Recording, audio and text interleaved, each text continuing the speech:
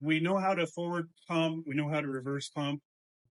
So we have no electrical power going to anything on the pump. We still need to be able to operate the boom. So there is a bypass. There is a provision to be able to do that. So Nick, if you could walk us through that. Yeah.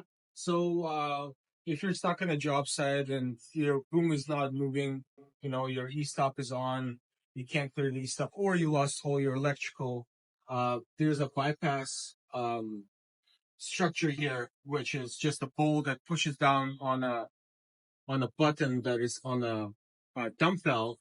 So you would take your 6 millimeter wrench and you would screw this in.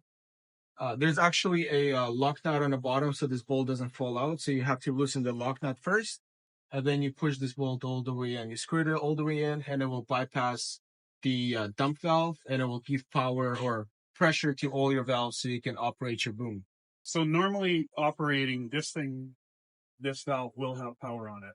And Yes. when it goes into emergency stop or whatever, you lose the take the power. power away. Yeah. So if you lose the power to this valve, this is the way to bypass it. So on the older pumps that do not have this, there is a hole in the top.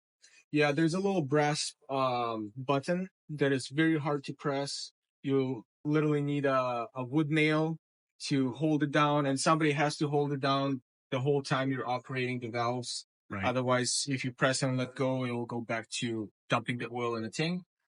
So that's why we installed this new bracket here on this valve, which helps a lot. So I do have some customers that we sent this out to. If you have an older pump, you can still install it. Yes, yeah. What you do is, you'll take out this bolts that hold the valve to the manifold block, and you will get this bracket piece with the longer bolts. You would just take the old bolts out, put the bracket piece in, and then put the new longer bolts in together with the bypass bracket and the dump valve. Right.